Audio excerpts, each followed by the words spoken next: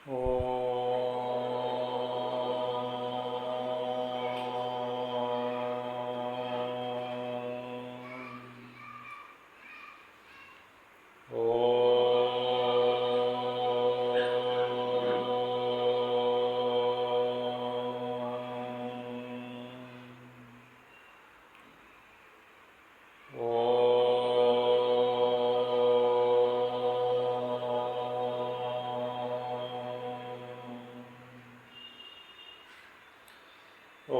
श्री गणेशाय नमः। ओम श्री सरस्वत्यै नमः। ओम श्री गुरुभ्यो नमः। ओम समस्तजनकल्याणे निरतं करुणामयं नमामि चिन्मयं देवं सद्गुरुं ब्रह्मविद्वरं सद्गुरुं ब्रह्मविद्वरम्।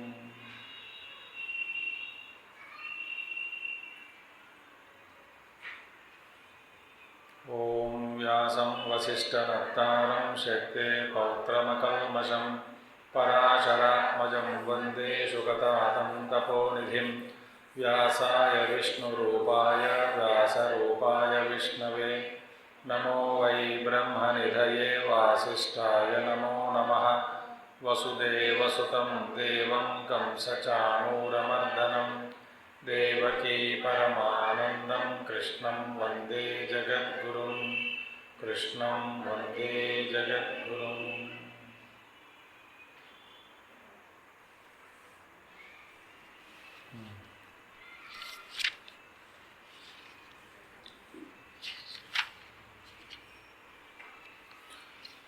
युञ्जन्येवं सदात्मानं योगी नियतमानसः शान्तिं निर्वाणपरमा मत्संस्थामधिगच्छति।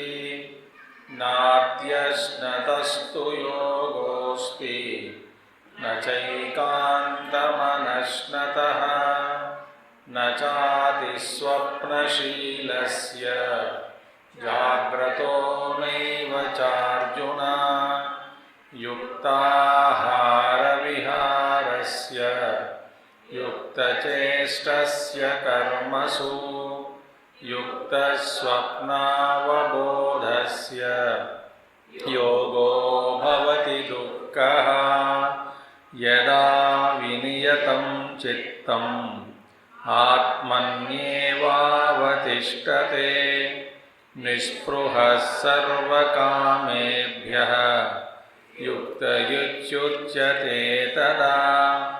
यथा दीपो निवातस्तः नेङ्गते सोपमा स्मृता योगिनो यतचित्तस्य युञ्जतो योगमात्मनः। तस्य योगिनः समाहितं यच्चित्तं तस्य उपमा उच्यते। जिस योगी का चित्त समाहित हो गया माने शांत हो गया, विचलित कभी नहीं होता, समाहितम चित्तम, उसका उपमा माने सिमिली। पहले एक दृष्टांत को लेकर के या उदाहरण बताकर उस उदाहरण जैसे उदाहरण है वैसे ही ये योगी के जो चित्त जो है, जो एकदम बिल्कुल शांत हो गया जो चित्त, उससे तुलना करके ये उदाहरण और चित्त की स्थिति को तुलना करके बताने का जो है उसको कहते हैं उपमा। एक उदाहरण या दृष्टांत ले लो। दृष्टांत के द्वारा कुछ चीज को समझाया जाए, उसको कहते हैं उपमा। तो एक भगवान श्री कृष्ण एक उपमा दे रहे हैं। क्या है उपमा? भगवान बताते हैं यथा दीपः प्रदीपः। देखिए, क्योंकि दीप का अर्थ ये होता है जो होती है ना, जो लैंप बिना दिए दिया जला उसको भी दीप बोलते हैं। तो इसलिए प्रदीप माने लिट किया गया, ज्वाला, प्रदीप माने ज्वाला, तो उसको दीप के नाम पे। दिया माने दिया का नाम, अब तो दिया लेके आओ, दिया ले आओ माने वो दिया लेके आ जाएगा, फिर बाद में उसमें तेल भी भरना है, फिर बाद में बत्ती लगाओ, फिर बाद में इसको जलाओ, तो उसको दिया नहीं कह रहे हैं। दिया माने यहाँ पे दीप माने ज्वाला, प्रज्वलित हुई ज्वाला, हुआ ज्वाला जो है, तो प्रदीप, प्रदीप देखिए। और निवातस्तः, इस ऐसा एक दीप, जलता हुआ एक दीप कहाँ पर है? वात माने पवन, वायु, निवात माने जहाँ पर। अच्छा, बिल्कुल जब वायु नहीं होती तो वहाँ पे जीप बुझ जाएगी। तो यहाँ पे वात का मतलब क्या है? वायु नहीं चल रही है। जब वायु बहती है तेजी से या इवन धीमी से, वहाँ पे भी दिया का रहना असंभव।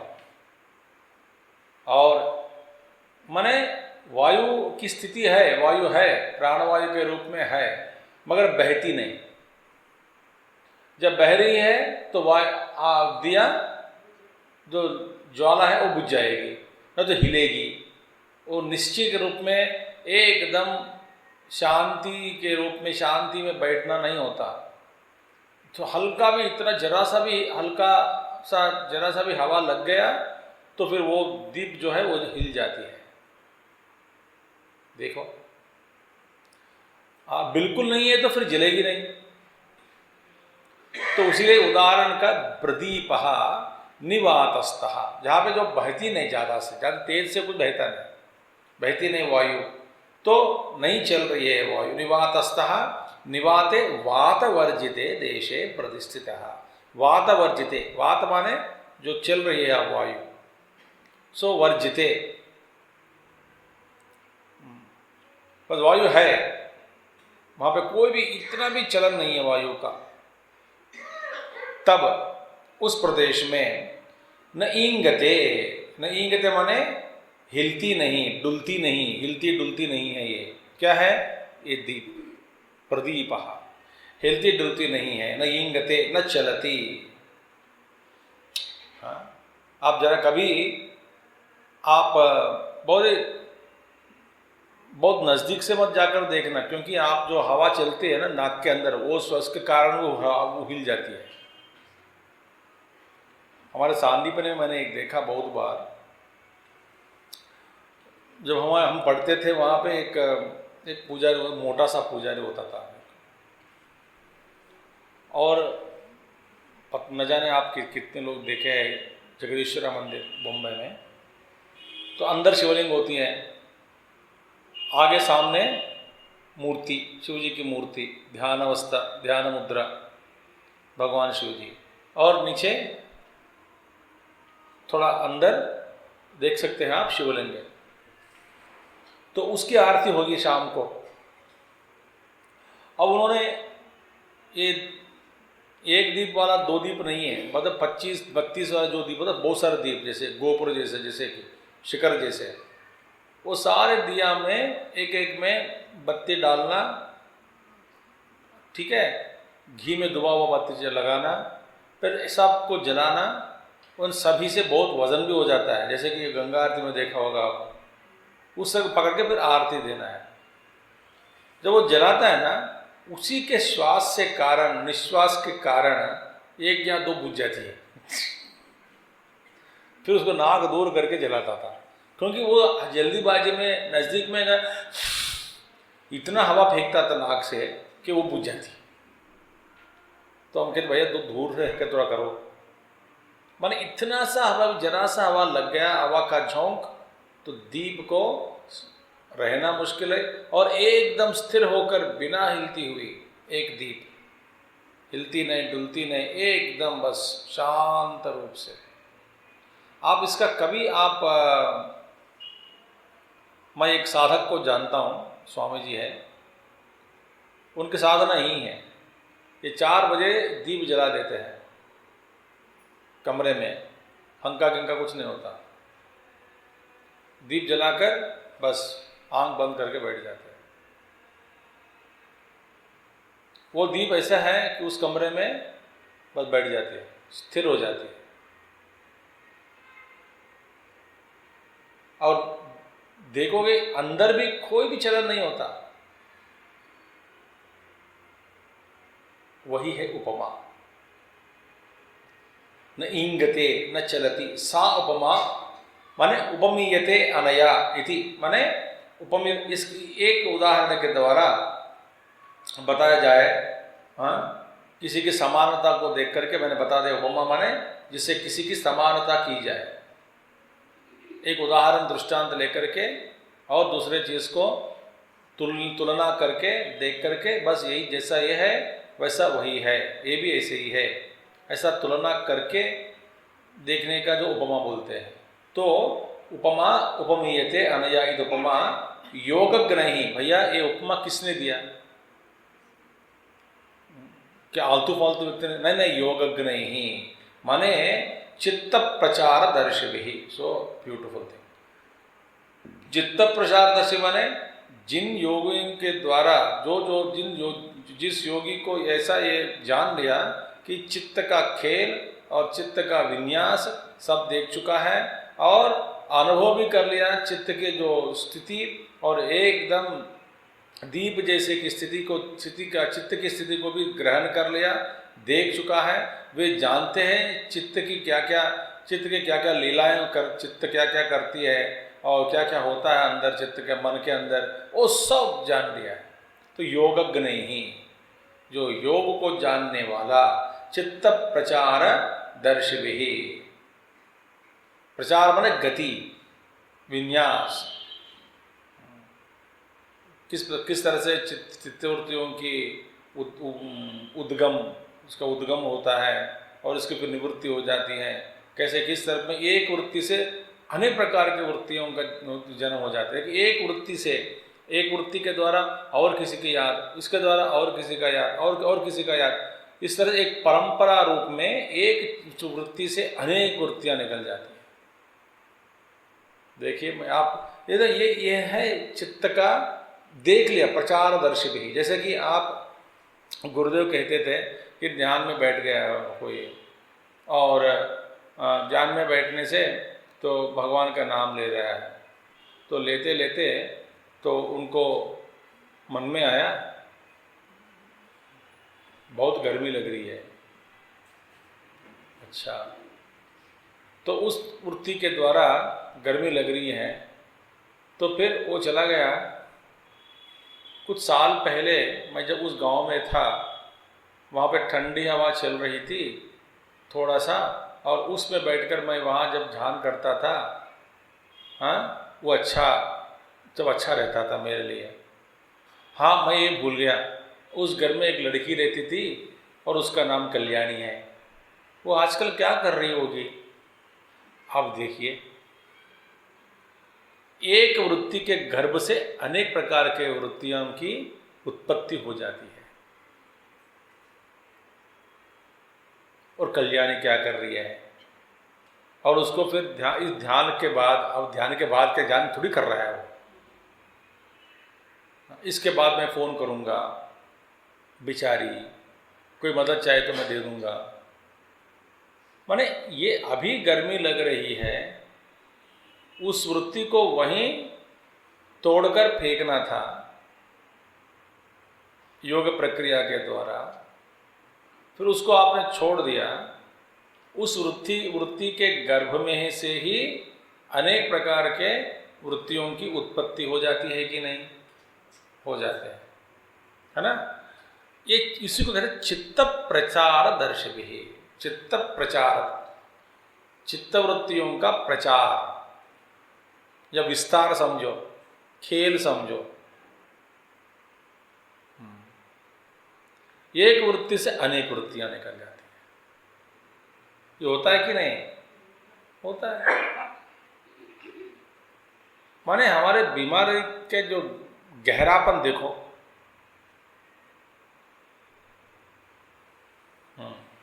तो इसलिए चित्त, जैसे जिस महात्मा लोग ये जान लिया चित्त वृत्तियों का खेल जो है वो सब उसको प्रत्यक्ष रूप में जान लिया। प्रत्यक्ष रूप में माने वे तो पहचान लिया मन का खेल। सो चित्त प्रचारदर्शिभिः स्मृता चिंतिता योगिनः यत चित्तस्य संयतांतःकरणस्य युञ्जतः योगम। उनके द्वारा वे लोग चिंतिता सोच लिया, स्मृता क्या है, जो जो योगी जिन योगियों के चित्त संयतांतःकरणस्य जिस योगी का चित्त संयत हो गया हो और उस योगी का चित्त जिस योगी का चित्त योगी के चित्त संयत हो गया, एकदम कंट्रोल में आ गया, वश में कर लिया, वहाँ पे हिलती डुलती नहीं, ऐसे इस योगी का चित्त माने अंतःकरण स्वयं संयत अंतःकरणस्य, जिसका अंतःकरण संयत कर लिया, युञ्जतः योगम कब हुआ, जो योग अनुष्ठान करते समय जिन योगियों का चित्त एकदम पूर्ण रूप से संयत हो गया, उस योगियों के चित्त के बारे में यह उदाहरण योगियों ने दिया है। कौन सा यह उदाहरण?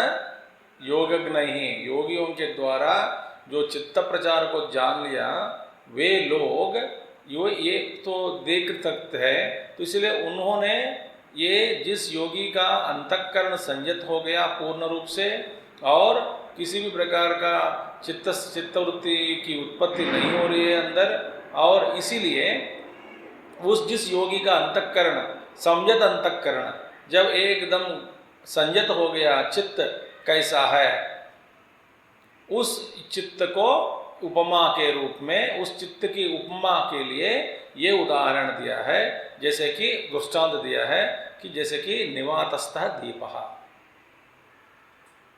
जो निवात स्थान में जो दीप है उस दीप के जैसे जैसे ये दीप है उसी तरह इसी का इनका चित्त है। ऐसा करके महायोगी लोग योगज्ञ योगियों के द्वारा ये उपमा दिया गया है। समझ में आ गया बात? ये है मैं समझता युञ्जतः योगम अनुष्ठित अनुतिष्ठत आत्मनः समाधिम अनुतिष्ठत इत्यर्थः। तो एवं योगाभ्यास बलात् एकाग्रीभूतम निवात प्रदीपकल्पम सत। इस प्रकार योगाभ्यास के द्वारा निवात प्रदीपकल्पकम लेके वायु रहित स्थान में जो बहती है वहाँ पे वायु है बस नहीं बह रही है, उस स्थान में जैसे एक दीप को रखा है उसी तरह उसका मन एकाग्र हो गया, एकाग्र हो गया। वहाँ पे एक वृत्ति का उदय भी नहीं होता, एकदम बस शांत।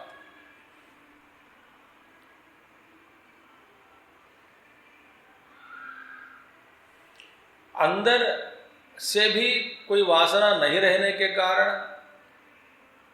या हो तो भी वो पहला वो उस वासना को इकट्ठा संयत करके नियमित करके रखा है, वो जल जाएगा अभी तपोग्नि में। और बाहर की जो चीज़ है वो भी इनके अंतःकरण में किसी भी प्रकार का कोई चित्त विक्षेप करने योग्य वस्तु है ही नहीं है उनके लिए।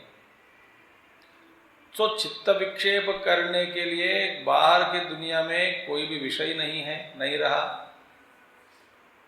और भीतर से भी स्मृति के द्वारा या पूर्व अनुभव के द्वारा किसी भी प्रकार के जो वृत्तियाँ उठती नहीं मन में, तो मन अपने आप में शांत हो गया, जैसे कि निवात दीपवत। ये है साधना। भगवान बताते हैं एक बात में बताएं, देखेंगे तब क्या होगा। योगाभ्यास बल से योगाभ्यास करना चाहिए, धीरे धीरे धीरे धीरे धीरे धीरे धीरे धीरे धीरे धीरे। केवल विचार से कुछ नहीं होता।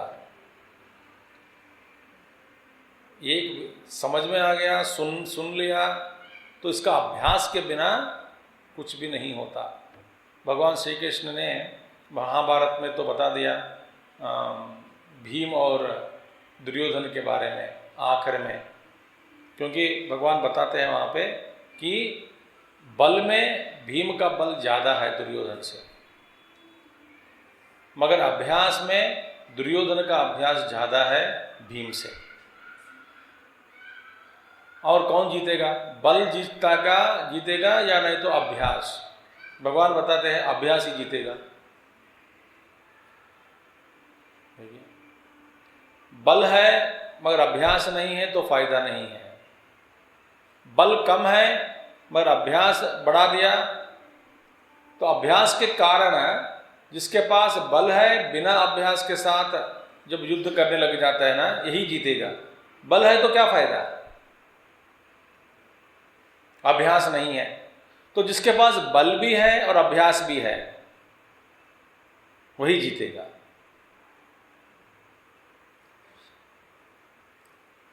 भीम जी के पास बल है मगर अभ्यास नहीं है। काहे का अभ्यास? गधा युद्ध करने का अभ्यास। वो जंगल में बेचारा 13 साल बैठकर क्या करते थे? पेड़ को काटना, इधर घूमना उधर घूमना, दौड़ दौड़ कर राक्षसों को मारना, यही करता था। खास करके कोई अभ्यास नहीं रहा वहां पे।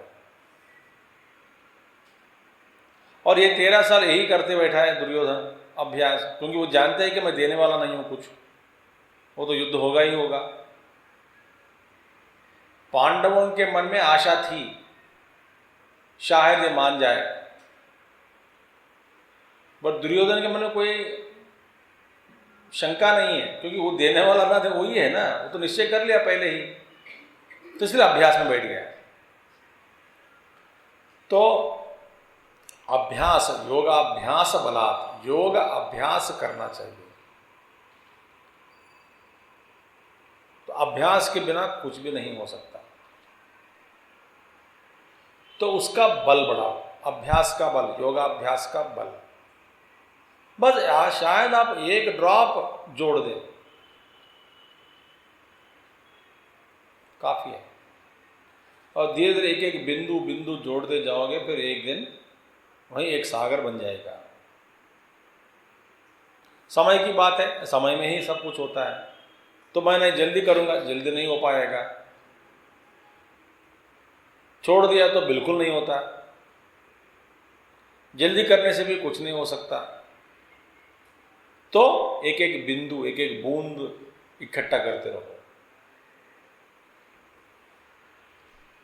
और धीरे धीरे धीरे धीरे धीरे धीरे रुको मत मार्ग पर, और चलते रहना।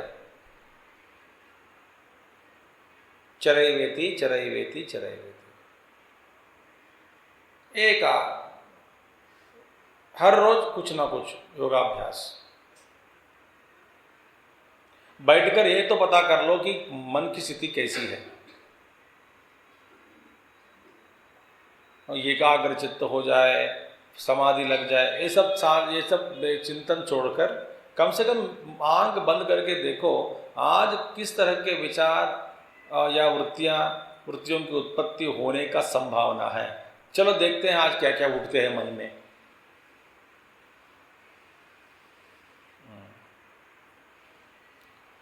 कम से कम इस संकल्प से आंख बंद करके बैठो, देखते हैं। देखो तो सही अपने मन के अंदर क्या क्या पड़ा है, और डर जाते हैं आदमी। किसी ने पूछा हमसे बस 3-4 दिन पहले कि स्वामी जी आपके पास ऐसे व्यक्ति कोई आया क्या? बोला क्या है, कौन से? आंख बंद करने के बाद ही वो ध्यान नहीं कर पाता है और कहता है कि आंख खुलना है, जल्दी खोलकर बैठने से आराम मिलता है। इस तरह के जो व्यक्ति आपके पास आया क्या? माने इसका प्रॉब्लम वही है, वो आंख बंद करने से चित्तवृत्तियों की जो धारा है ना इतनी तेजी से बहती है अंदर, प्रवाह, उसको सहन कर नहीं पा रहा बेचारा।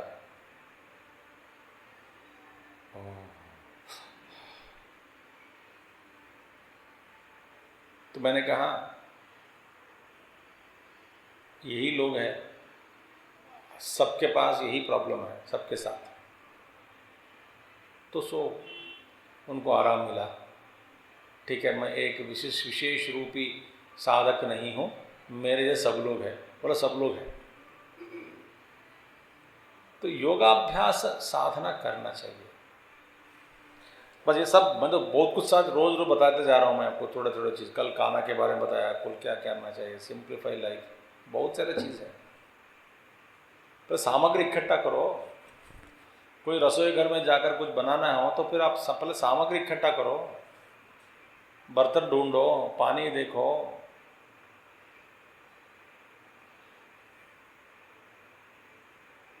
ये भी एक काम है ना।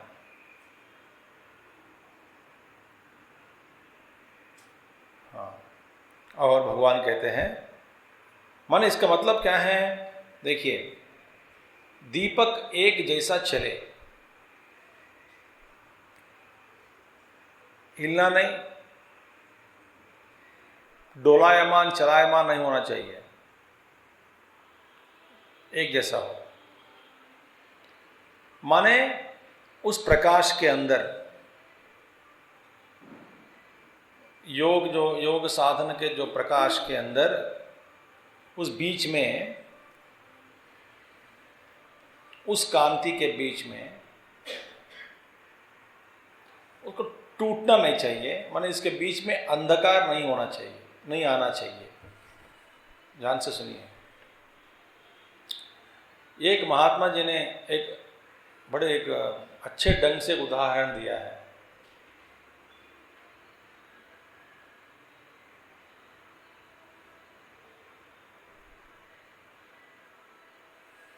आपके चारों ओर अंधकार ही अंधकार है, अविद्या अंधकार।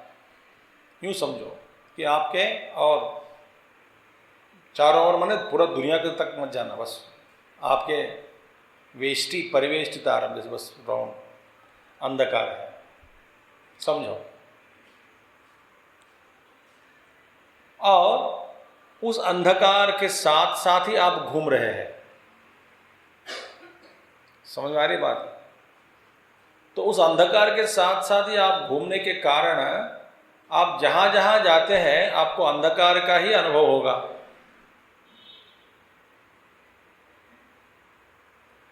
आप रोशनी की जगह के अंदर भी जाओगे, वहां भी आपको अंधकार ही दिखेगा।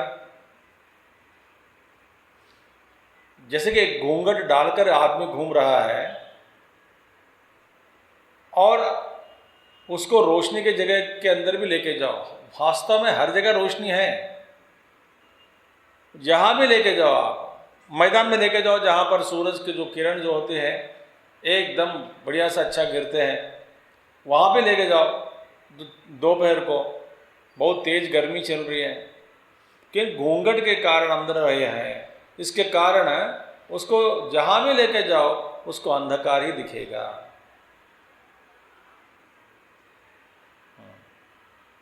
वो महात्मा कहते हैं आपके पास ऐसे अंधकार है, आप रोशनी की जगह पर भी जाओगे वहां पे भी उस रोशनी को भी बदलकर अंधकार बना देते हैं। समझ में आ गया बात? शांतिपूर्वक वातावरण में भी आप जाओगे उसको अशांतिपूर्वक बना देंगे।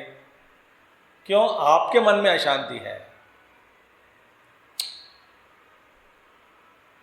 समझ में आ रही है आपको? ये उदाहरण एक महात्मा जी देते हैं।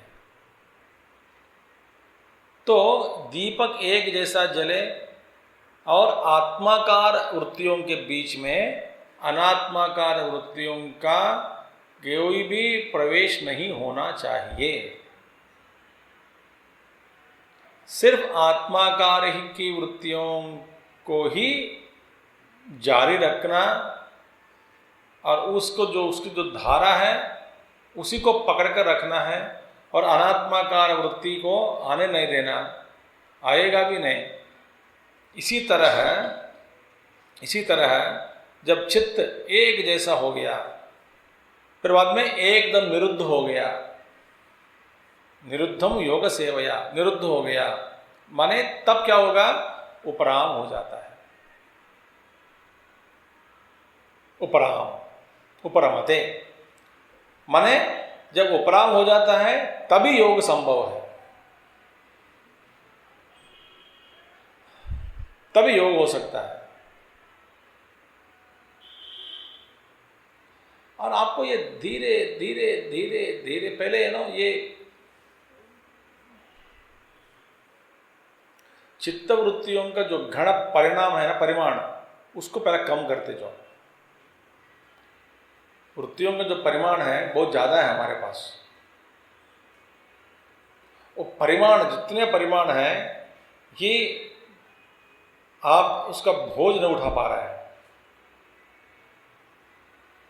अब धीरे धीरे धीरे कम करते जाना बोझ को।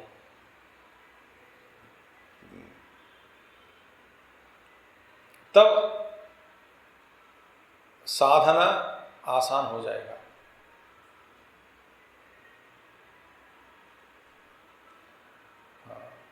बड़े आसानी से पार कर जाएंगे, पार कर सकते हैं। तो भगवान कहते हैं उपराम पहले कर लो, चित्त को उपरामते। मैं धीरे धीरे जानबूझकर जा रहा हूँ, उपराम उपरामते, धीरे धीरे धीरे धीरे उपरामते। जैसे कि नींद लगते समय लग रही है, नींद लगा नहीं, लगी नहीं अभी तक नींद, और लगने वाला है। नींद के लिए, नींद की तैयारी आप कर रहे हैं। अगर आपका व्यवहार का धीरे धीरे कम हो जाता है कि नहीं? हाँ, आंख बंद होते जा रहा है, कोई बात कर रहे हैं, पहला एक वाक्य में 10 शब्दों का 10 पद का प्रयोग किया तो 8 सुना, 2 छोड़ दिया, और वो बात करते जा रहे हैं। इसके बाद में 5 सुनते हैं 5 छोड़ देते हैं। बाद में 3 शब्द सुना पद और 7 छोड़ दिया। बाद में 2 सुने, बाद में 1 सुना, बाद में लग रहा है कि ये बकवास कर रहा है, और मुझे लगता है कि ये छोड़ नहीं रहा है, तो मैं उसको छोड़ देता हूँ करके नींद हो। होता है कि नहीं? मेरे साथ बहुत बार हुआ, मैं सो जाता हूँ, ज़्यादा कोई बात किया तो मैं सो जाता हूँ।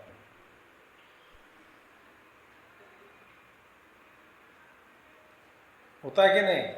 इसलिए आप किसी के दिमाग मत खाना ज़्यादा, थोड़ा खाओ, वासना है इसलिए खाने की थोड़ा खा सकते हैं, मगर ज़्यादा मत खाना। और बच्चों, माँ बाप बताते रहते, बच्चे बुनी में, देखो बेटा आप पढ़ना चाहिए, हाँ, होमवर्क रोज़ करना चाहिए, हाँ, कम खाना चाहिए, हाँ, ज़्यादा खेल बंद करना चाहिए, हाँ, सुन रहे हो? हाँ, क्या सुना? 2 कुछ बोला, जो तू बोला, मैंने क्या बताया वो आप जाने।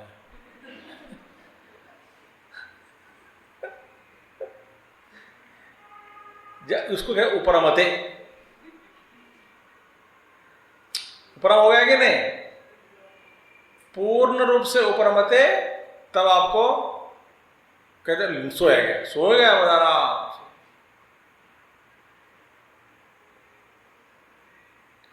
इसी तरह जागृत अवस्था में भी मन का जो विक्षेप है ना, वो कम हो जाता है धीरे धीरे धीरे। यत्र उपरमते, यत्रोपरमते चित्तम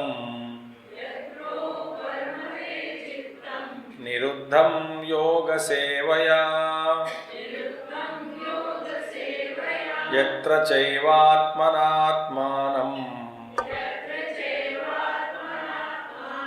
पश्यन् आत्मनि तुष्यति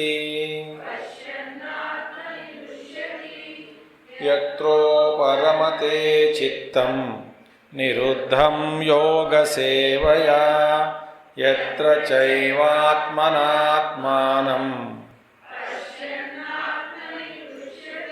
यत्र यस्मिन् काले, माने जिस समय, यस्मिन् काले जिस समय, उपरमते चित्तम, उपरतम गच्छति, चित्तम उपरति, उपरमति माने मैंने उदाहरण के तरह बता दिया कि नहीं, बस धीरे धीरे धीरे धीरे धीरे उपरम होकर शांत हो गया।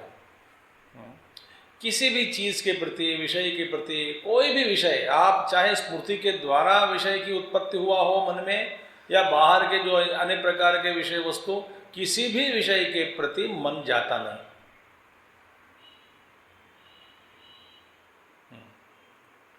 माने ये मत समझो तमोगुण है, वो भी नहीं है। तो उसका कहते उपरमते, उपरम। आप जरा हर विषय में मैं और एक बात साधना देता हूं। बहुत सारे चीज है, आप ये सोचे जब वहां पे आप उद्वेग में पड़ जाते हैं, आवेश में आ जाते हैं, किसी व्यक्ति को देख करके, किसी चीज को देख करके, किसी कोई कुछ हो रहा हो वहां पर बाहर, तो कुछ आपको आवेश आ जाएगा, आवेश, उद्वेग। उस समय आप ये प्रश्न उठाए मन में,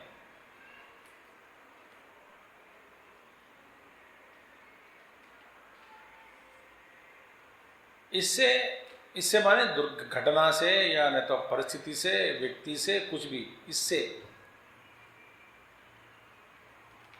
क्या वास्तव में कोई फर्क पड़ता है क्या? वास्तव में कुछ नुकसान करता है क्या?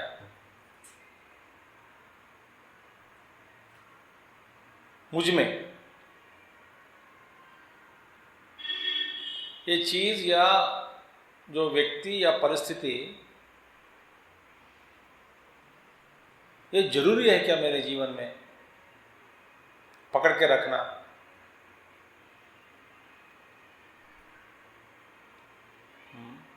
निर्लिप्त भाव से इसको हम, इस घटना को या नहीं तो व्यक्ति के साथ व्यवहार हम कर सकते हैं कि नहीं?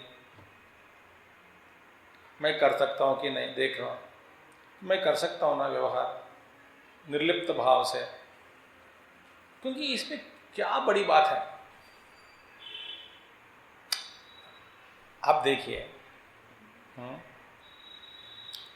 आपके बहू आपकी बात नहीं मानी, तो क्या बड़ी बात है इसमें? चलो सोचो, आराम से, गुस्सा मत करना।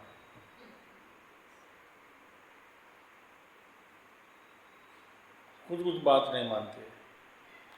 आपका जो सुपुत्र है वो आपको बात नहीं मानता, आपने कुछ कह दिया वो नहीं करता है। वास्तव में आपके स्वरूप में या कुछ आपकी जो स्थिति है उसमें कोई फर्क पड़ जाता है क्या? आत्मस्थिति में, जैसे कि आप देखिए, कोई सुनने के लिए नहीं आ रहा हो यहाँ पे, क्या मुझ में कोई फर्क पड़ता है क्या?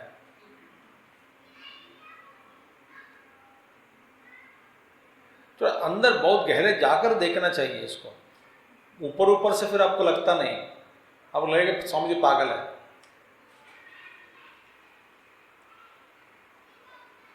बहुत सारे चीज है, जैसे कि आप लोग पहले पहले पूछते थे कि छोटी छोटी चीज हमसे पूछते थे, मुझसे पहले जब नया नया जब आए थे 10 साल पहले, वो बोले स्वामी जी पूर्ण को बाहर पकड़िए अंदर पकड़े,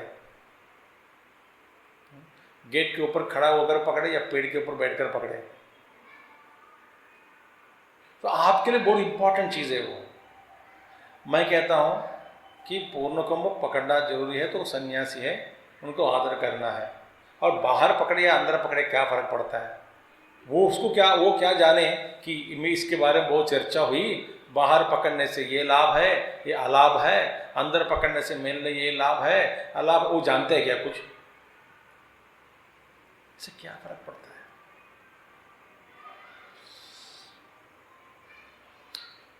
बात समझ आ गए?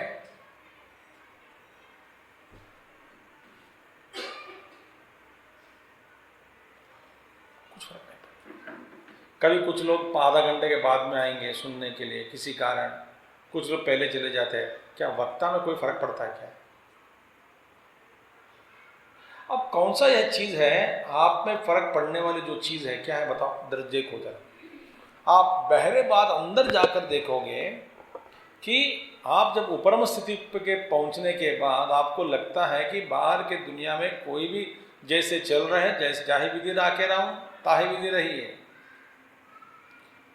आप इसको पकड़ के रखा है तो आप उपरम स्थिति में पहुंच जाएंगे। वो कहने कि जहाँ पर कहना है तो कह दो, बताना है तो बता दो, पर कोई ये बड़ी छोटे मोटे चीज़ बड़े गंभीर रूप से स्वीकार करना, आवेश पूर्वक व्यवहार करना, उद्वेग मन में आना देना, ये सब बेकार चीज़ है। उपरमते चित्तम,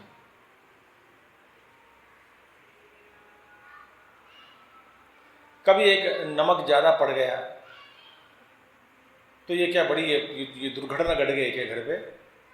घटी दुर्घटना, आज नमक ज़्यादा हो गया तो पानी मिला दो और पी लो सब्जी। उसमें अब इसकी बड़ी चर्चा क्यों?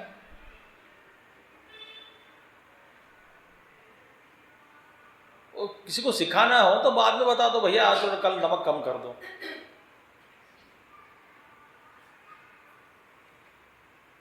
जहां पे कठोर प्रवर्तन चाहिए तो वहां दिखाओ कभी कभी, ये अकल की बात है। ये पहले ये पकड़ जो है ना, हमारे पकड़, दुनिया में हर चीज में पकड़, उसको ढीला कर दो भैया। यत्र उपरमते यस्मिन् काले उपरमते चित्तम उपरतम गच्छति निरुद्धम सर्वतः निवारित प्रचारम। देखिए, सभी ओर से मन को चंचल रहित बना दिया, सब ओर से। इसी को मैं कहता हूं ढीला कर दो, छोड़ दो, चंचल रहित हो गया है मन।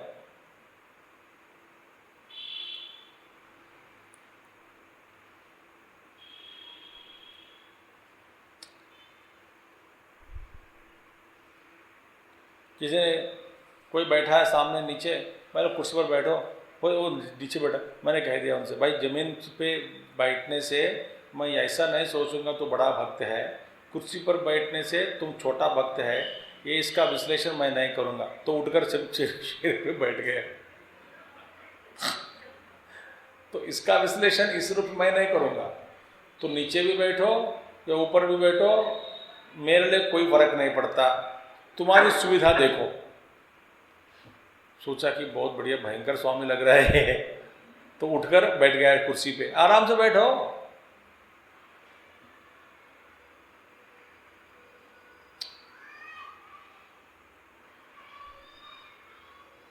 मजा आएगा आपको एक्चुअली स्पीकिंग।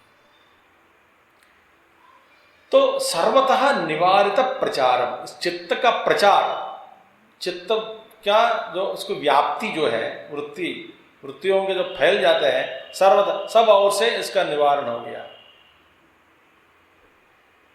योग सेवया कैसे हुआ? योग अनुष्ठानेन,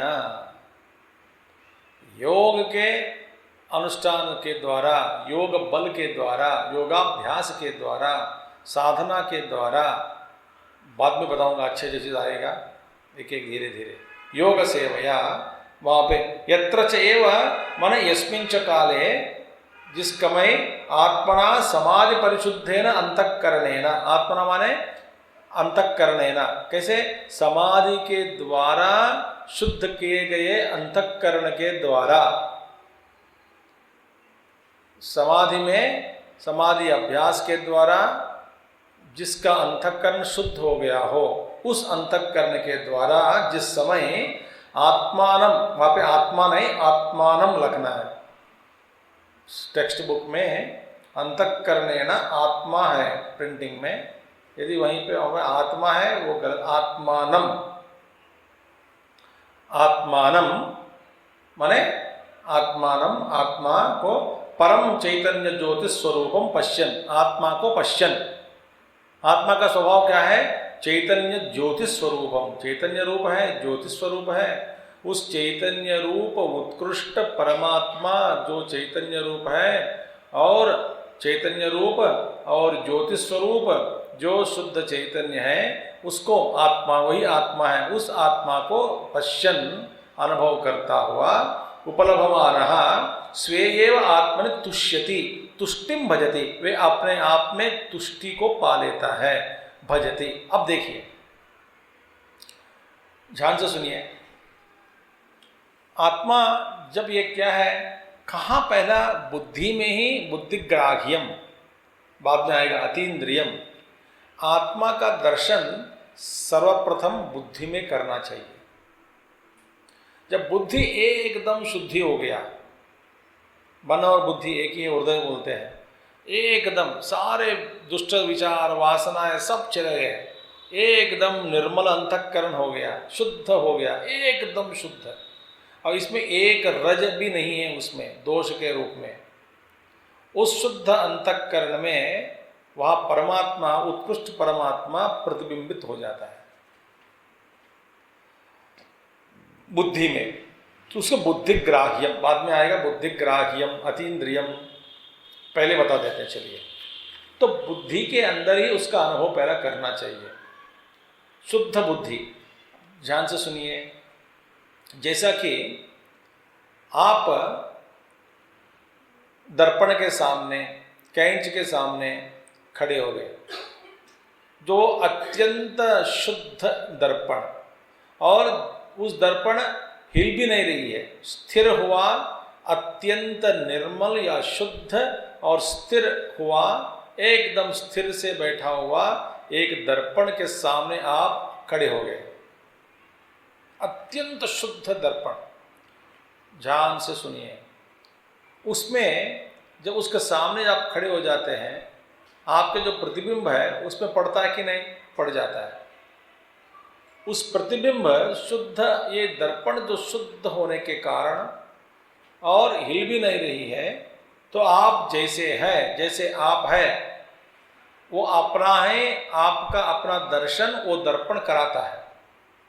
ठीक है, आप देख रहे हैं प्रतिबिंब को, स्वयं को नहीं। पहला जब आत्मा को बुद्धि में प्रतिबिंबित हुआ, उसका दर्शन कर लेते हैं, तो उसको द्वारा तुष्टि पा लेते हैं, क्योंकि वो तो प्रतिबिंब है। कहते हैं पहला प्रतिबिंब का पहला दर्शन कर लो, क्योंकि प्रतिबिंब को देखने से तुष्टि कैसी मिलेगी? इसीलिए कि प्रतिबिंब में प्रतिबिंबित हुआ, आप स्वयं अपना स्वयं प्रतिबिंब मूर्ति को देखते समय देख रहे हैं प्रतिबिंब को। जब आपको यह ज्ञान नहीं होता मैं प्रतिबिंब को देख रहा हूँ, मेरे ललाट पर जो त्रिपुंड का, जो विभूति का त्रिपुंड मैंने डाल रखा है वो शुद्ध दिख रहा है, मेरे त्रिपुंड ठीक है, मेरे चेहरे ठीक है, और ज्ञान होता है स्वयं का। प्रतिबिंब में त्रिपुंड दिख रही है, प्रतिबिंबित व्यक्ति के वो ललाट के ऊपर जो विभूति का जो त्रिपुंड है, तीन रेखाएं, वो स्पष्ट दिखाई दे रहा है। पर वो प्रतिबिंब, जो प्रतिबिंबित व्यक्ति का कपड़े ठीक है, उसके चेहरे ठीक है, ऐसा नहीं अनुभव होता। प्रतिबिंब को देख रहे हैं और ज्ञान होता है मैं ठीक हूं, मेरे कपड़े अच्छे हैं, चेहरे ठीक है, तो ज्ञान हुआ स्वयं का। शायद पहले प्रतिबिंब है, पहले उसका ज्ञान, उसका दर्शन कर लो। उसका दर्शन करने से आपके अंदर जो तुष्टि मिलती है ना, तृप्ति, पहले उसका अनुभव कर लो।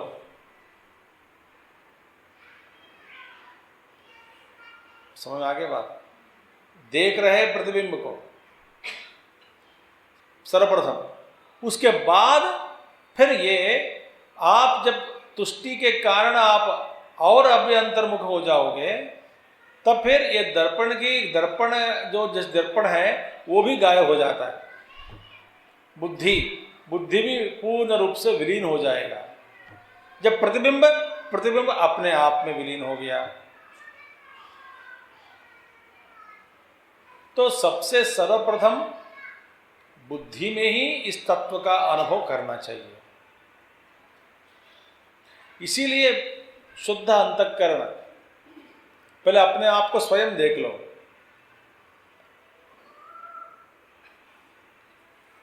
उसके बाद फिर मैं कौन हूं, ये अतीन्द्रिय बुद्धि, क्योंकि आप दूसरे लोक में भी चले जाओगे, स्वर्ग में भी या ब्रह्मलोक में भी, वहाँ पे भी उन लोकों में भी आपको जो अनुभव आप कर सकते हैं, वो सारे अनुभव अपने इंद्रियों के द्वारा ही होता है। असली जो तत्व है इंद्रियातीत तत्व। सो उस इंद्रियों से परे जो तत्व है उसको पहला अनुभव शुद्ध अंतःकरण में बुद्धि में प्रतिबिंबित हुआ देखने के बाद ज्ञान होता है कि मैं ठीक हूँ, ये मेरा ही स्वरूप है। ये कभी नहीं होता कि मैं अपने आप को देख रहा हूँ ऐसा बोलेगा, मैं एक प्रतिबिंब को देख रहा हूँ ये मुझसे अलग है, ऐसा अनुभव नहीं करेगा कोई भी। देखो, हाँ जी, वन स्टेप बिफोर, वो कदम जरूरी है, ये होता है। उसी अनुभव पहला सबसे पहले एक चमक के रूप में होती है। चमक एकदम, कभी कभी चमक जाता है, जैसे बिजली के जो चमक जैसे, एक चमक, अब आनंद मिलता है, फिर जाएगा।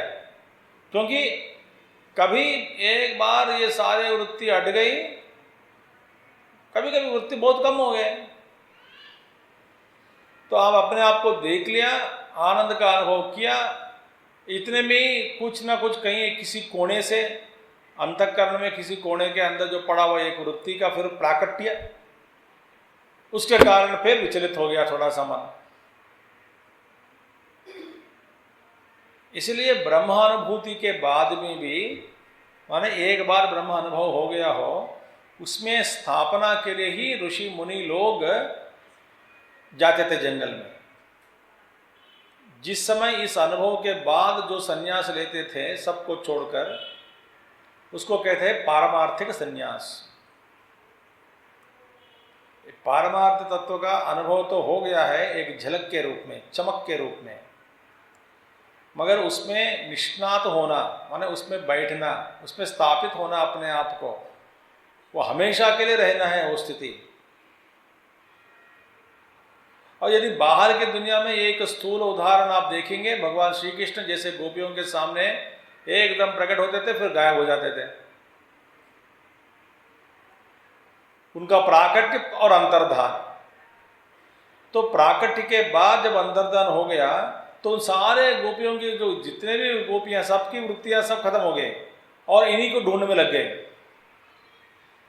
क्योंकि वो जो अनुभव भगवान श्री कृष्ण का एकदम एक बार प्राकट्य होना और उनका मुख का दर्शन और इनका सुंदर रूप का दर्शन एक बार कर लिया, फिर मन चाहता है कि उसी रूप का दर्शन करें, उसी तत्व का अनुभव करें।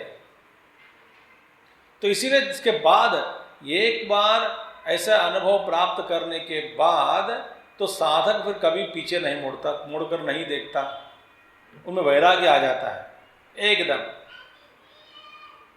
और लगता है कि उनको इस चीज के अलावा मुझे कुछ नहीं चाहिए, यही है प्राप्तव्य वस्तु जीवन में, यही मेरे लिए साध्य है। और अपने आप सब कुछ दूर हो गया, क्योंकि वो दर्शन या अनुभव का प्रभाव इतना है कि आपको ये लुब्ध कर कर सभी चीजों से, दुनिया से हरण करके ले जाते हैं, ले जाता है वो अनुभव। पहले यत्र उपरमते चित्तम, पहले उपरम कर लो, देखिए, तभी आत्मनिएव तुष्यति, तुष्टिम भजते, बस तृप्ति का लाभ प्राप्त कर लेता है। न उपरमते माने दृष्ट अदृष्ट सब विषयों की ओर से जाने से, विषयों की ओर जाने से मन रुक जाता है। दृष्ट और अदृष्ट सभी विषयों के ओर जाने से मन रुक गया। जैसे कि महाभारत में कहानी आती है मुद्गल ऋषि का। मुद्गल ऋषि बड़े तपस्वी थे, बस एक दिन उनके लिए ले जाने के लिए स्वर्ग से रथ आ गया। बोले कि महाराज बैठो, सशरीर बैठो, हम लेके जाएंगे स्वर्ग को, स्वर्ग में। तो मुद्गल ऋषि और किसी महात्मा मार्कंडेय सब थे वहाँ पे, इन सबसे पूछा कि ये बताओ, मैं स्वर्ग से आने से पहले स्वर्ग में क्या लाभ है और स्वर्ग का दुख क्या है, क्या क्या अच्छा है स्वर्ग में और क्या क्या बुरा है स्वर्ग में, पहले बताओ, तब मैं सोचूंगा कि मैं आऊं कि नहीं। आप सभी लोग स्वर्ग के बारे में अच्छी चीज बता देते हैं, तुम बताओ। वो मातली आ जाते हैं रथ लेकर के ले जाने के लिए। तब वे कहते हैं तो स्वर्ग में क्या क्या सुख है उसका वर्णन।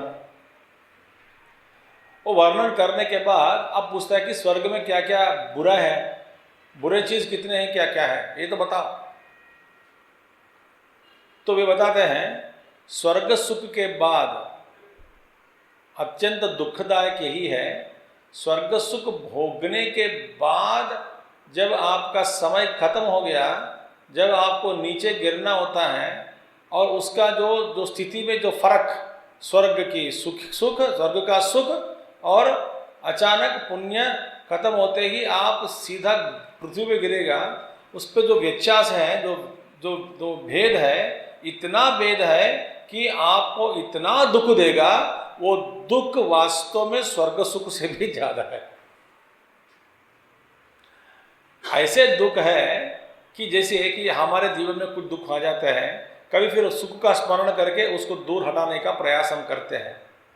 दुख को दूर करने के लिए हम क्या करते, तो कभी अच्छा स्मरण कर लो, अच्छे चलो कोई बात नहीं, इतने बार मैं खा चुका हूँ रसगुल्ला, एक बार सड़ा हुआ रसगुल्ला मेरे हाथ में आ गया है, चलो ठीक है, इतने बार बहुत खा चुका हूँ।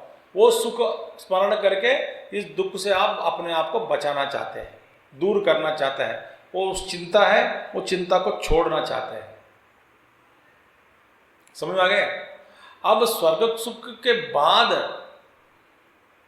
ये दुख जो मिलता है ना, वो इतना दुख है कि आपको लगता है कि वो जितना भी आपने सुख भोगा वो सारा सुख खत्म हो गया, और उसको कभी तुलना करके कोई बात नहीं कह नहीं सकता कोई व्यक्ति।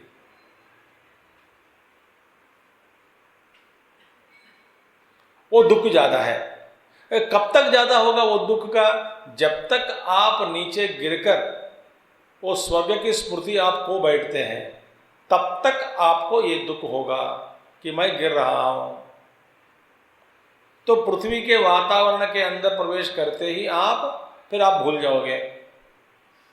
मगर भूलकर जो बीच में जो कष्ट है ना, वो कष्ट बड़ा दुखदायक है। दुख भोगना कठिन है, क्योंकि हाय राम, यही से इस तरह के सुख में त्यागना पड़ा, छोड़ना पड़ा, वहां से मुझे ठोका गया, फेंका गया नीचे, मैं गिर रहा हूं। वो दुख आपको विचलित कर देगा।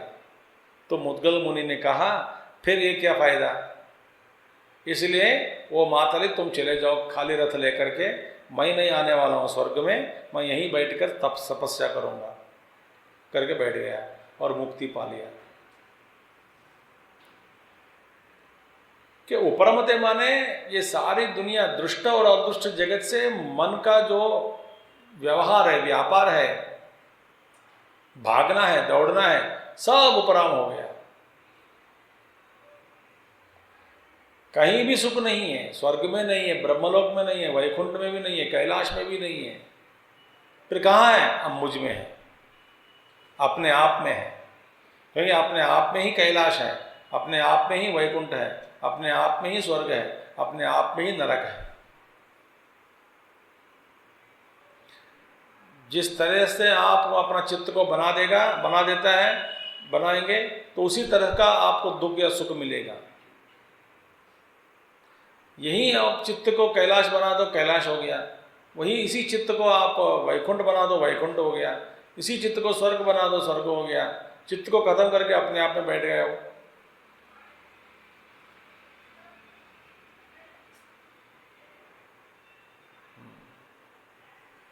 तो आत्मने पश्यन आत्मने तुष्यति, आत्मानं पश्यन आत्मन तुष्यति।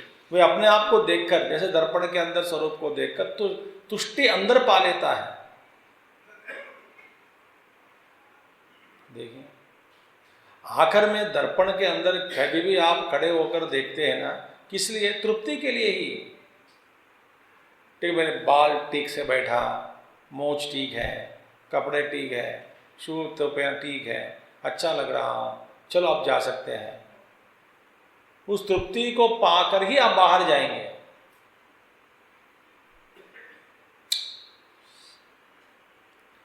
इसीलिए भगवान कहते हैं किंच सुखमात्यंतिकं यत्तद् बुद्धिग्राह्यमतीन्द्रियम् वेत्ति यत्र न चैवायम् स्थितश्चलति तत्त्वतः सुखमात्यन्तिकम्।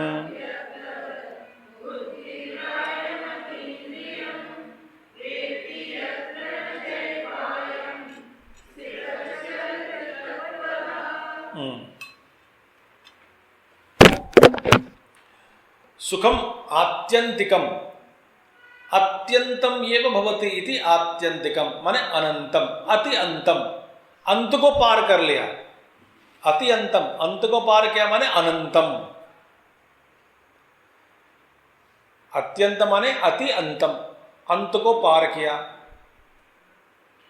अंत को पार किया माने अनंतम, तो अनंत सुख की प्राप्ति। वही योग सिद्धि का काल, जिस समय यदा उपरमते योग सिद्धि का काल, उसी को दूसरे ढंग से यहां पे समझा रहे हैं। तो आत्यंतिकम माने जिससे वहां कोई सुख नहीं और जिसके जैसे कोई सुख नहीं, वो है आत्यंतिक सुखम। इस सुख जैसे वहां कोई सुख नहीं और जिसके जैसे वही कोई सुख नहीं और जिससे भी और कोई सुख नहीं, माने यही आत्यंतिक सुख है। देखिए इत्यर्थः यत्तद् बुद्धिग्राह्यम, ये सुख कहाँ कैसे कहाँ मिलेगा?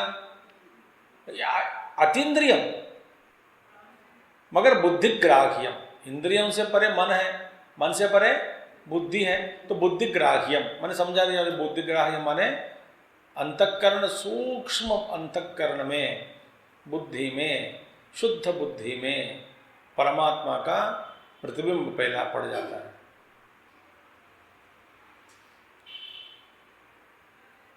फिर साधना का नाम, दूसरा नाम धुलाई, बस इतना ही।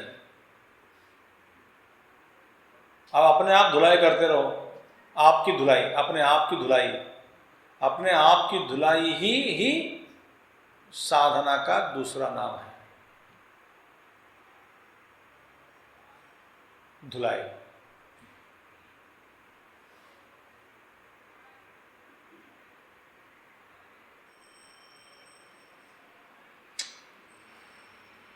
बुद्धिग्राह्य, बुद्धिया एव इंद्रिय निरपेक्षया गृह्यते।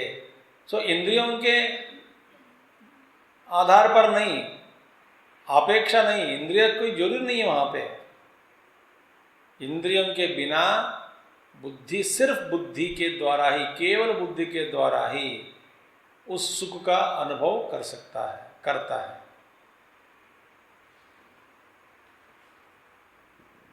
नहीं, इंद्रियों को हटा दिया। जैसे कि व्यवहार में इंद्रियों के बिना काम नहीं चलता, देखे बिना, सुने बिना। पर आत्म सुख के लिए इंद्रियों को बाहर ही छोड़ दिया। भैया तुम्हारा प्रवेश नहीं है अंदर,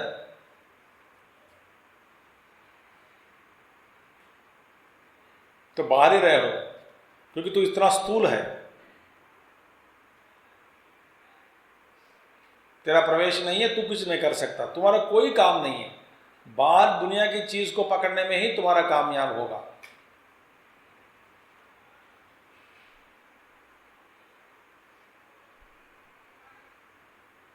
तो इतना स्थूल है, अंदर नहीं हो सकता है तुम, क्योंकि तेरे से भी सूक्ष्म मन है और मन से भी सूक्ष्म और परे ऊपर बुद्धि है,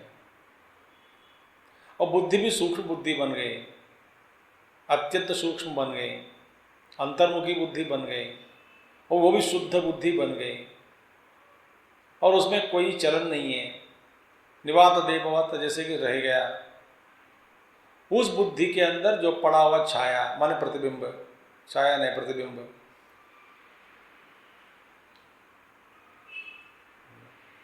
तो इंद्रिय निरपेक्षया गृह्यते इति बुद्धिग्राह्यम।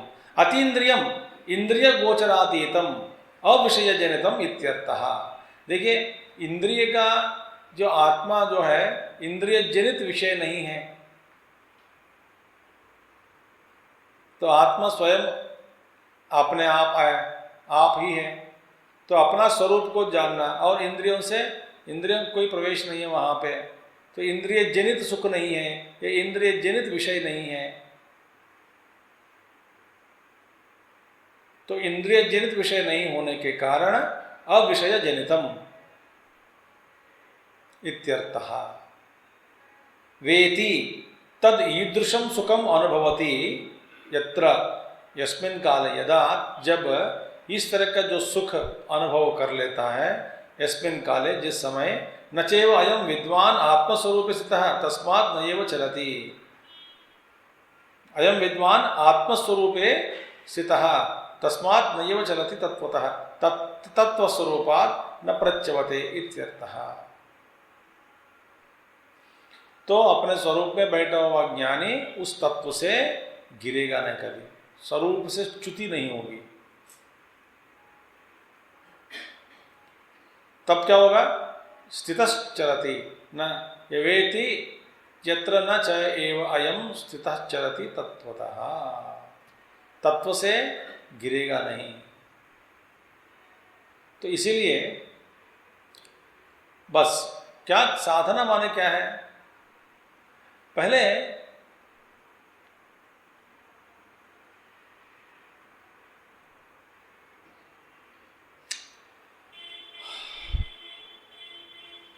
आप यूँ समझो कि कुछ चीज़ें, जैसे कि चावल, मोती, ध्यान से सुनना, चावल, मोती, चांद के टुकड़े, फिर थोड़ा पत्थर और थोड़ा सा ये दाल, ये सब के सारे चीज़ मिल गया हो, सूखा सूखा चीज़, कोई बड़ा चीज़, छोटा साइज, कोई दिखता नहीं, और इसमें मस्टर्ड भी लगा दो, डाल दो, राई भी डाल दो, सब डाल दो। मैं आपसे कहता हूं कि इनमें से कुछ अत्यंत छोटे छोटे साइज में कुछ चीज पड़ी है, उसको ढूंढकर निकालो। उसमें क्या बड़े बड़े पत्थर भी है, आधा किलो साइज का भी डाल दिया मैंने, बहुत सारे चीज़ें, अनेक प्रकार के साइज है, रंग अलग है, पदार्थ भी अलग अलग है, सब मिला दिया। तो आपको जो है ना क्या करना चाहिए, कुछ सोना अंदर है, रेती का कण भी थोड़ा डाल दिया,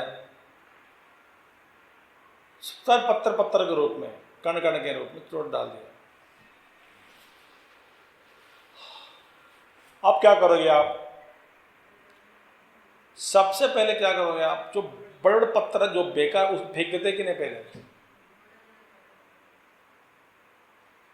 है ना? फिर बाद में देखोगे और क्या दूसरा, और कब सब बड़े बड़े चीज फेंकते जाओ फेंकते जाओ फेंकते जाओ फेंकते जाओ, आकर में राय से भी छोटे साइज में आपको कुछ चमकते हुए कुछ मोती नहीं, कुछ सोने के जो टुकड़ा कुछ मिलेगा आपको, रजे जैसे। तो आप फेंकते जा रहे हैं, अंदर चाहिए तो फेंको। अब उस फेंकते समय बड़े बड़े साइज में मैं चांदी का टुकड़ा डाल दिया, समझो, क्या करोगे?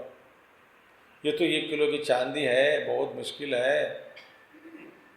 आप इसके प्रति मोह नहीं होना चाहिए, समझ में आ गया बात? कोई अच्छे किलो ना हो, कोई अच्छे पदार्थ हो, उपयोगी पदार्थ हो, आप छोड़ दे कि नहीं? छोड़ देते हैं ना, फेंक देते हैं कि नहीं? फेंकते हैं। क्यों? आपके जो लक्ष्य क्या है, जो अत्यंत सूक्ष्म छोटे छोटे साइज में जो कहीं पड़े हैं, कुछ चीज़ पड़े हैं, सोना, उसको निकालना है। इसी तरह है मन में पहले जो स्थूल रूप में जो आपके आंखों के सामने बड़े बड़े पत्थर जैसे जो बेकार वृत्तियाँ जो देख सकते हैं आप, बेकार विचार हैं, बेकार चीज़ें, जो बड़े बड़े पत्थर के साइज में आप उसको आलिंगन पकड़ कर रख के बैठे हैं, उसको पहले फेंक दो। जो आप छोड़ सकते हैं पहले छोड़ो। जैसे कि आपको लगता है कि इसके बिना इसको छोड़ना आसान है तो छोड़ो।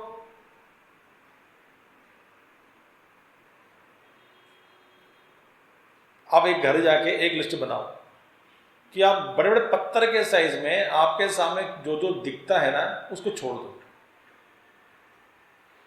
दिखता माने स्थूल रूप में नहीं, आंखों के सामने, मन के आंखों के सामने। छोड़ना माने ममता छोड़ दो। आपको लगता है कि टीवी बेकार है तो फेंकने गए तो पत्नी और बच्चे गला पकड़ेंगे आपको, वे चल तुम निकल जाओ बाहर से, घर से निकलो। किसने कहा बड़े बड़े चीज़ फेंकने के लिए? स्वामी जी ने कहा। तो फिर मैं ये नहीं कह रहा हूँ।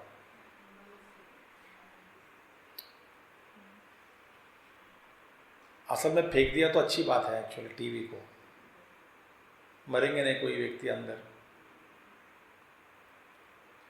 मगर ना जो मन में जो दिखता है ना आपको बड़े बड़े अंदर ये पत्थर जैसे, उसको पहले फेंक दो। फेंकने के बाद और कोई छोटे जीते आपको लगता है कि इसमें बेकार है तो ये भी बेकार है तो छोड़ दो।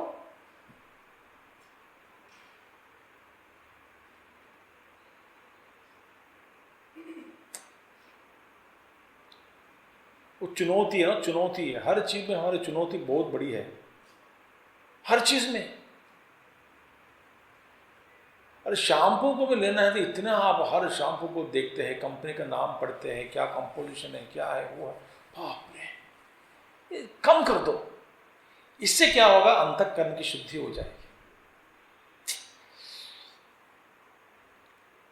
तब तत्व में स्थापित होने के बाद न चलती।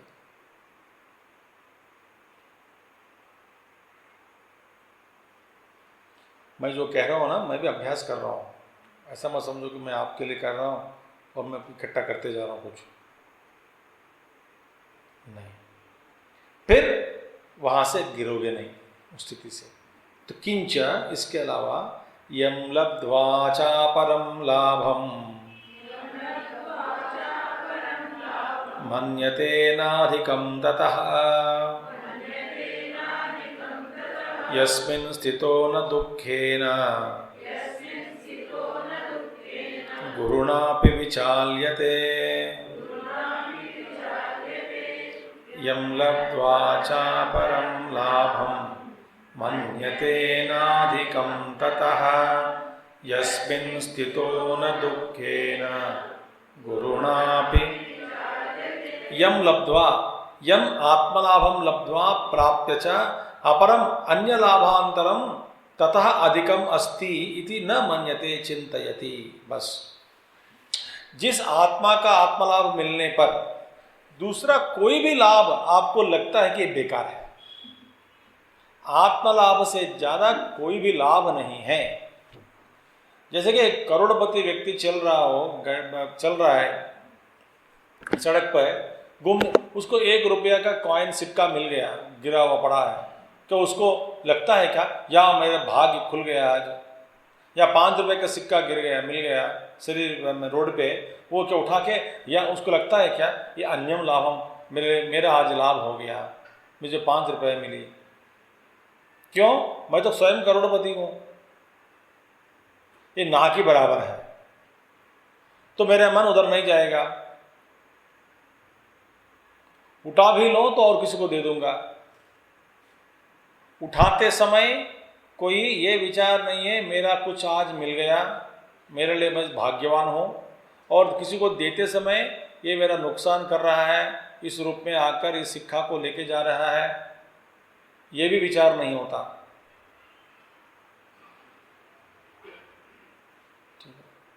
तो अधिकम अस्ति इति न मन्यते चिंतयति। इसलिए एक महात्मा जी कहते हैं, इससे पहले भगवान ने कहा कि निस्पृह सर्व कामेभ्यः, सभी कामनाओं से निस्पृह, मतलब कोई कामनाएं नहीं है, निस्पृह हो गया। अब आपको कोई भी चीज मिलने पर यदि आपके मन में ये विचार आ जाता है, यह मेरा अधिक लाभ है, मैं आज भाग्यवान हूँ, बहुत बढ़िया हुआ, अच्छा हुआ, इसका मतलब निस्पृह सर्व कामेभ्य आपके लिए लागू नहीं है। कोई भी चीज मिल जाए, कभी आदमी को ये ऐसा, साधक को ऐसा नहीं सोचना चाहिए कि आज मुझे कुछ मिल गया। ये एक चीज को लेकर के, कुछ कपड़ा हो, जूता हो, बर्तन हो, पतीला हो, जो भी हो, चीज को लेकर के आज मेरा भाग्य खुल गया, आज मुझको ये चीज मिल गई, ये विचार आ गया, माने आप आत्मलाभ से ज्यादा इस लाभ को ही आप महत्व दे रहे हैं।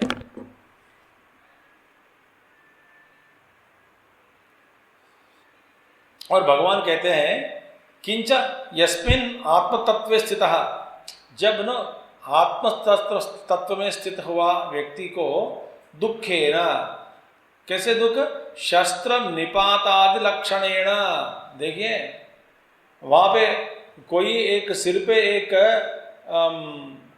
चाकू या नहीं तो कुछ खड्ग को भी खड़ा कर दे, गर्दन पर भी लगा दे, वो अपने स्थिति से कभी बाहर नहीं आता। उसको ऐसा नहीं लगता कि मैं कुछ खो रहा हूँ, मैं मर रहा हूँ, ये आज मेरा ये मुझे मार रहा है, इस पे कोई विचाल्यते गुरुणा अपि, देखो शस्त्र निपाता, शस्त्र भी पड़ जाए शरीर पे, माने मौत तक, शस्त्र बंदूक भी चलाया तो लगा दिया बंदूक ललाट पर मारने के लिए, बट उसमें अपनी जो स्थिति है उससे गिरता नहीं। गुरुणापि दुखेन विचाल्यते न, विचलित नहीं होता। गुरुणापि, बड़ी भारी भयंकर दुख भी हो, उससे भी उसका विचलित नहीं होता कभी हो। मैंने देखा है कुछ लोगों को कभी विचलित नहीं होते, वो आश्चर्य की बात है, विचलित नहीं होते।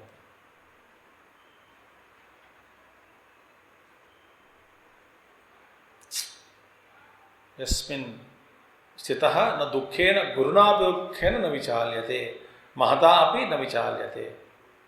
यत्र उपरमते इत्यादि आरभ्य यावद्भिः विशेषणैः विशिष्टः आत्म अवस्था विशेषेण विशेषो योगः उक्तः।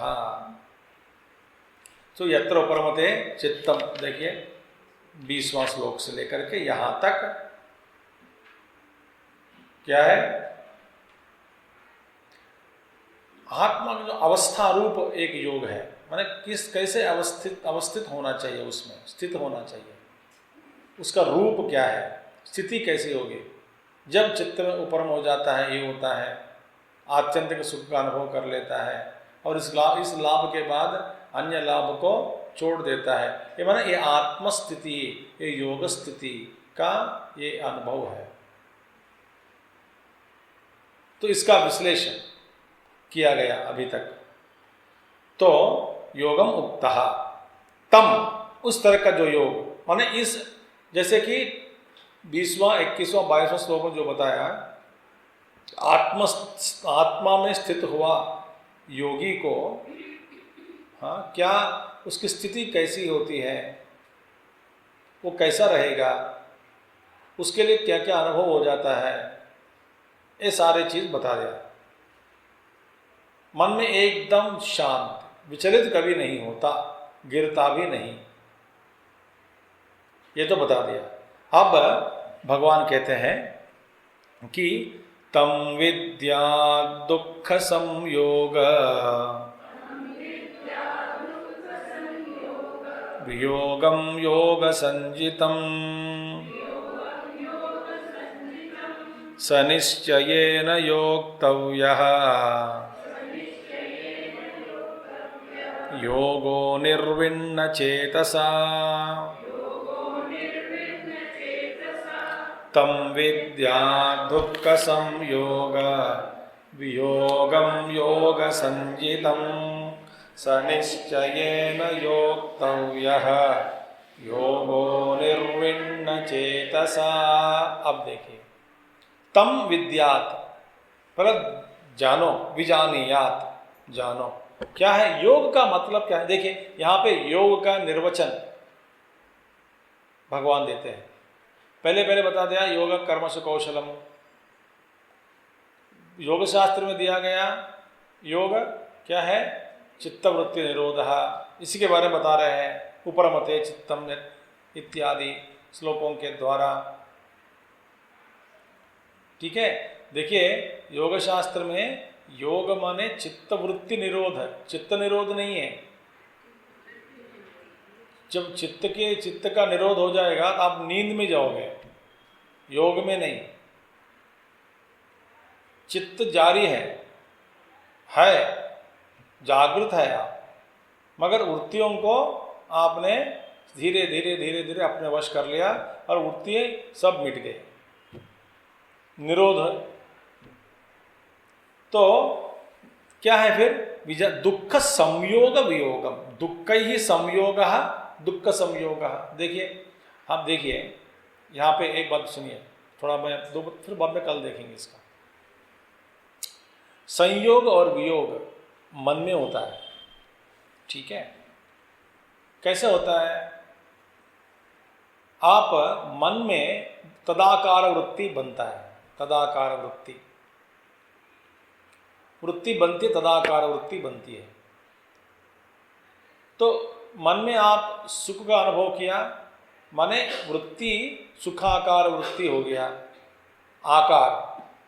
दुख माने दुखाकार वृत्ति, क्रोध क्रोधाकार वृत्ति, उसका अनुभव करते हैं। शांति शांताकार वृत्ति।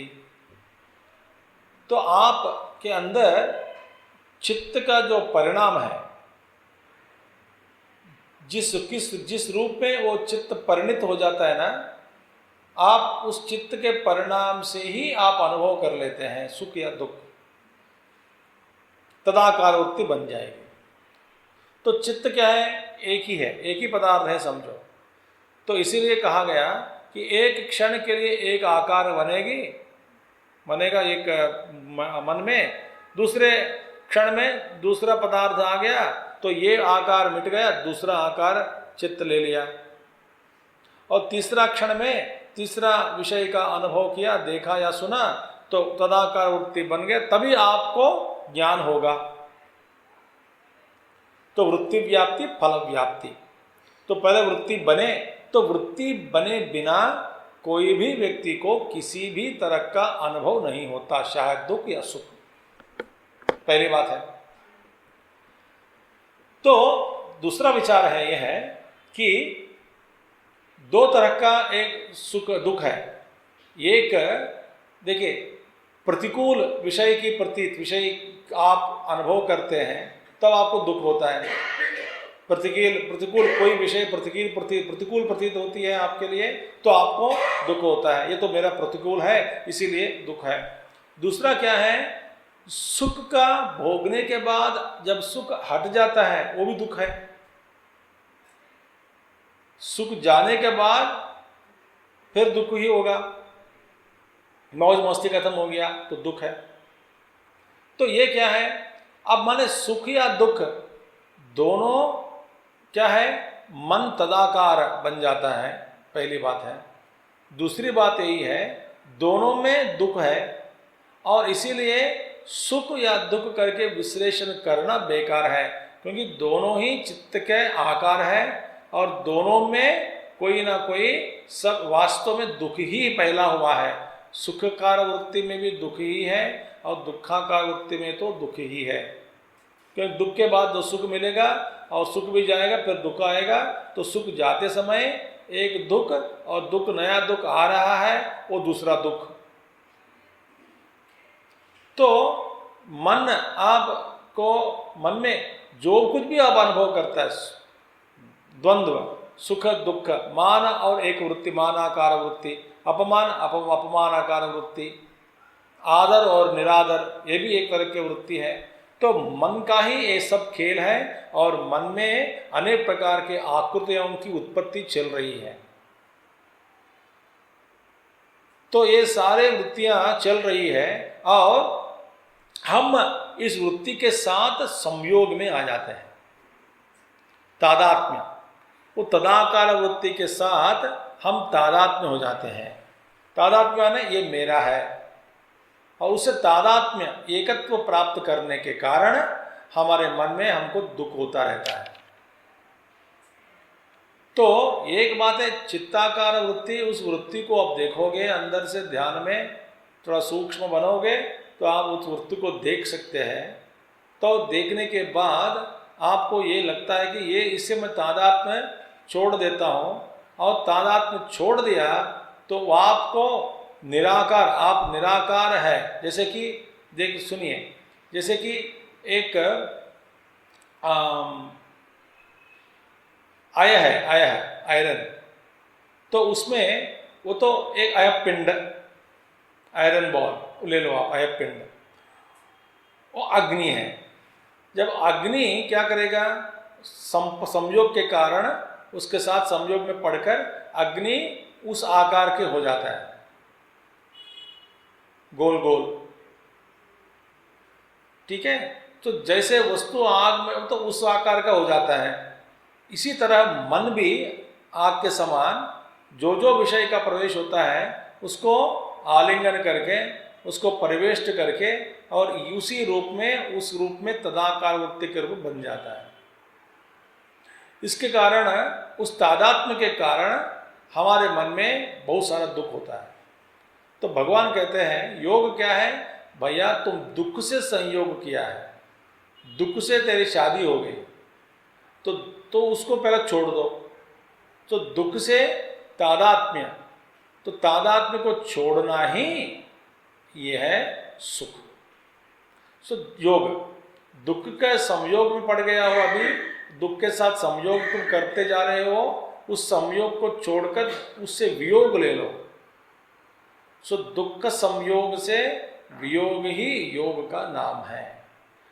माने वृत्तियों के साथ तादात्म्य छोड़ दिया तो उस समय न सुख होता है न दुख होता है। तो दोनों को त्यागना है। ज्यादा इससे कल हम देखेंगे। ओम पूर्णमदः पूर्णमिदं पूर्णात् पूर्णमुदच्यते पूर्णस्य पूर्णमादाय पूर्णमेवावशिष्यते। ओम शांति शांति शांति।